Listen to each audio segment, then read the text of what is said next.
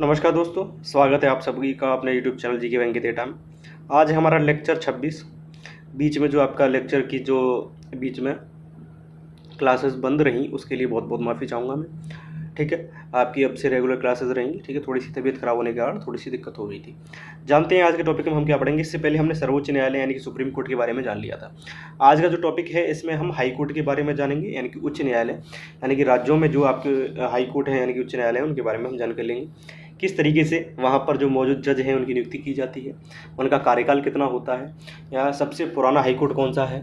ठीक है, इसके अलावा भारत में वर्तमान में कितने हाई कोर्ट हैं। तो इस तरीके के जितने भी सवाल बनेंगे वो हम जानेंगे। ठीक है, पूरे थ्योरी के माध्यम से शुरुआत करते हैं।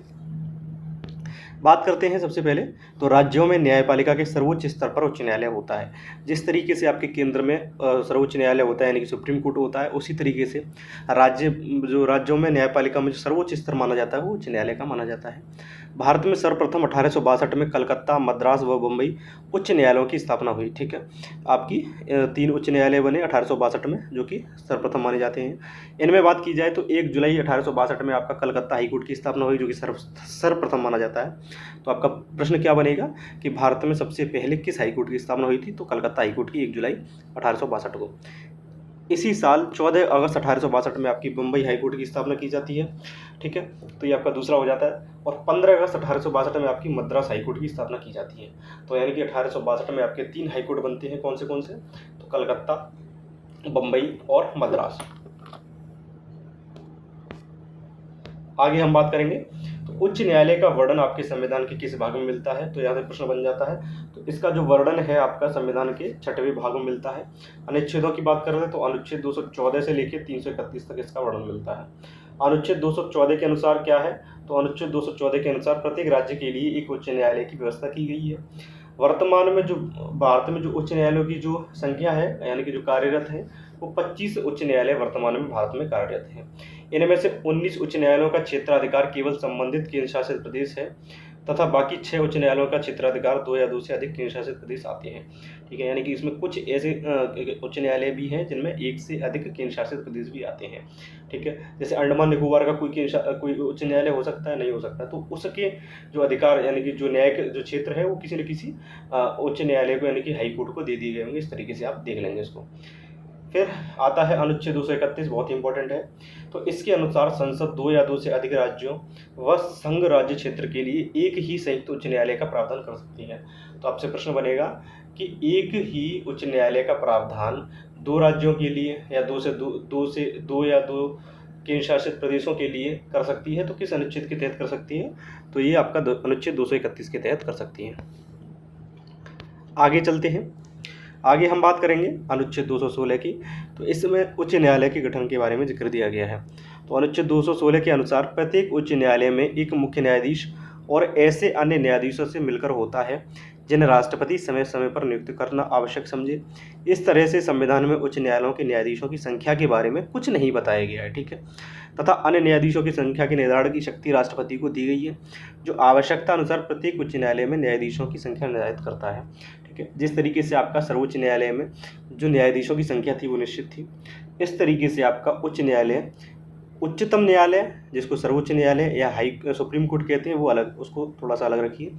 उच्च न्यायालय होता है आपका हाई कोर्ट, तो इसको थोड़ा सा डिफरेंशिएट यानी कि इसका थोड़ा सा अंतर समझना। ठीक है, जो आपका सर्वोच्च न्यायालय था, ठीक है, जो उच्चतम न्यायालय था, सबसे बड़ा था यानी कि सुप्रीम कोर्ट था, उसमें आपका जो जजों की जो संख्या थी, न्यायाधीशों की जो संख्या थी वो निश्चित थी। ठीक है, लेकिन हाई कोर्ट जो होते हैं आपके यानी कि उच्च न्यायालय होते हैं उनमें ऐसा नहीं है। ठीक है, राष्ट्रपति के द्वारा ये आवश्यकता अनुसार घटाए बढ़ाए जा सकते हैं इस तरीके से। तो किस अनुच्छेद में आपका 216 में उच्च न्यायालय के गठन के बारे में दिया गया है। अगला अनुच्छेद है अनुच्छेद 217। इसमें न्यायाधीशों की नियुक्ति के बारे में दिया गया है। तो नियुक्ति कैसे की जाती है, तो उच्च न्यायालय के मुख्य न्यायाधीश व अन्य न्यायाधीशों की जो नियुक्ति है वो राष्ट्रपति के द्वारा की जाती है। पहला ही प्रश्न बनता है यहाँ पर।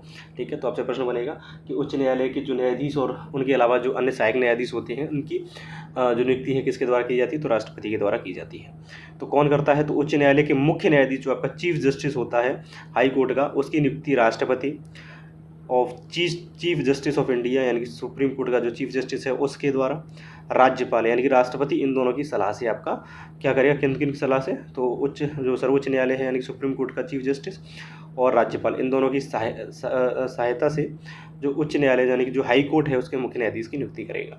हाई कोर्ट के जो अन्य न्यायाधीश हैं उनकी नियुक्ति कौन कैसे करेगा, तो राष्ट्रपति, चीफ जस्टिस ऑफ इंडिया, राज्यपाल और हाई कोर्ट का जो मुख्य न्यायाधीश होगा, ये इन तीनों की सहायता से आपका राष्ट्रपति क्या करेगा, इनकी नियुक्ति करेगा। 1950 से 1953 तक राष्ट्रपति द्वारा मंत्रिपरिषद की सलाह पर न्यायाधीशों की नियुक्ति की जाती थी, इस बात को मैंने आपको बताया है। लेकिन वर्तमान में क्या है, तो वर्तमान में आपकी चीफ जस्टिस ऑफ इंडिया, राज्यपाल और मुख्य न्यायाधीश, इन सभी के द्वारा आपकी नियुक्ति की जाती है। वर्तमान में मंत्रिपरिषद का इसमें कोई भी योगदान नहीं है, इस बात को आप ध्यान रखेंगे। अगला है कार्यकाल। अनुच्छेद 217 के अनुसार उच्च न्यायालय के न्यायाधीशों की 62 वर्ष तक की आयु पूर्ण होने तक अपने पद पर बना रहेगा। ये आपका कार्यकाल का उल्लेख है, कोई निश्चित कार्यकाल नहीं है कि वो 5 वर्ष रह सकता है, 10 वर्ष, यानी कि 62 वर्ष की आयु जब तक उसकी पूर्ण नहीं होती तब तक वो कार्यकाल तब तक वो अपने पद पर बना रहेगा। अगला है हाईकोर्ट के त्यागपत्र के बारे में जजों के। तो अनुच्छेद 217 के अनुसार उच्च न्यायालय का कोई भी न्यायाधीश राष्ट्रपति को लिखित या स्वयं द्वारा हस्ताक्षरित त्यागपत्र दे सकता है। ठीक है, तो नियुक्ति भी कौन कराएगा, राष्ट्रपति, और ये अपना त्यागपत्र भी किसको देंगे, तो राष्ट्रपति को ही देंगे, इस बात को आप ध्यान रखेंगे। अगला है अनुच्छेद 217(2), तो न्यायाधीशों की योग्यताएं, जो आपके हाई कोर्ट के जजेस हैं उनकी योग्यताओं के बारे में जानते हैं। वह भारत का नागरिक हो, ये सबसे पहली योग्यता है। ये ज़्यादातर आपकी कहीं ना कहीं जितनी भी योग्यताएं हैं संविधान संबंधित, ये पहली योग्यता सर्वमान्य है। दूसरा है कम से कम 10 वर्ष तक भारत में न्याय संबंधी कार्य कर चुका हो या एक से अधिक उच्च न्यायालयों में लगातार 10 वर्ष तक वकील रह चुका हो, ये आपकी न्यायाधीशों की योग्यताएं हैं। ठीक है, इसके अलावा राष्ट्रपति की नज़र में अच्छा जानकार हो कानून का, ये भी एक योग्यता में देखी जाएगी। इन दोनों में या लगेगा यानी कि, और इन दोनों में कोई भी योग्यता होगी तो चलेगा। अगला है शपथ के बारे में। तो अनुच्छेद 219 के अनुसार राज्यपाल के द्वारा, राज्यपाल, ठीक है, किसके द्वारा, तो राज्यपाल के द्वारा या राज्यपाल द्वारा कोई व्यक्ति चुना जाता है, वो शपथ दिला सकता है। ठीक है, कौन, इनको हाई कोर्ट के जो आपके न्यायाधीश हैं उनको, ठीक है, शपथ दिला सकता है, कोई भी व्यक्ति चुनाए। ठीक है, चुना किसके द्वारा जाता है, तो राष्ट्रपति के द्वारा। ये त्यागपत्र किसको देते हैं, तो राष्ट्रपति को, लेकिन शपथ कौन दिलाता है, तो राज्यपाल या उसके द्वारा कोई चुना हुआ व्यक्ति। न्यायाधीश संविधान के प्रति सच्ची श्रद्धा अथवा निष्ठा रखने की शपथ दिलाई जाती है इनको। ठीक है, आगे देखिए अनुच्छेद 220। अनुच्छेद 220 में हाई कोर्ट के न्यायाधीश सेवानिवृत्त के बाद भी किसी न्यायालय में अधिवक्ता के रूप में सेवाएं नहीं दे सकते।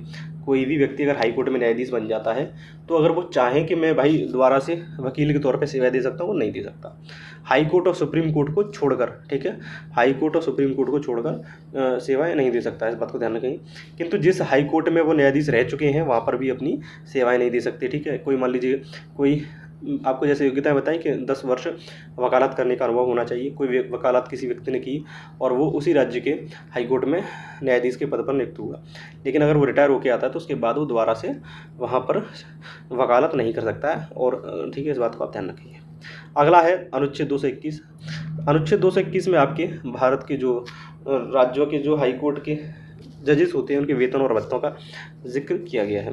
हाई कोर्ट के न्यायाधीशों को वेतन राज्य की संचित निधि से दिया जाता है। न्यायाधीशों का जो वेतन है संसद निर्धारित करती है। ठीक है, सेवानिवृत्त मुख्य न्यायाधीश व अन्य न्यायाधीश उनके अंतिम माह के वेतन का 50% प्रति माह पेंशन पाने के हकदार होते हैं, इस बात को आप ध्यान रखेंगे। पद पर रहते हुए इनकी वेतन में कोई कटौती नहीं की जा सकती। ठीक है, ये इनका बहुत ही बड़ा अधिकार रहता है, इन बात को आप ध्यान रखेंगे। आगे है अनुच्छेद 222। तो अनुच्छेद 222 में आपका न्यायाधीशों का स्थानांतरण यानी कि न्यायाधीशों की ट्रांसफर के बारे में है।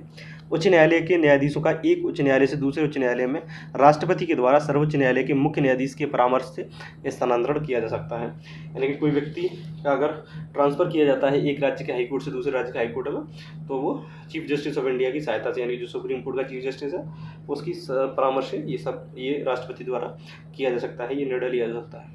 अगला है अनुच्छेद 223। तो कार्यवाहक मुख्य न्यायाधीश, कार्यवाहक मुख्य न्यायाधीश का जो जिक्र है अनुच्छेद 223 में दिया गया है।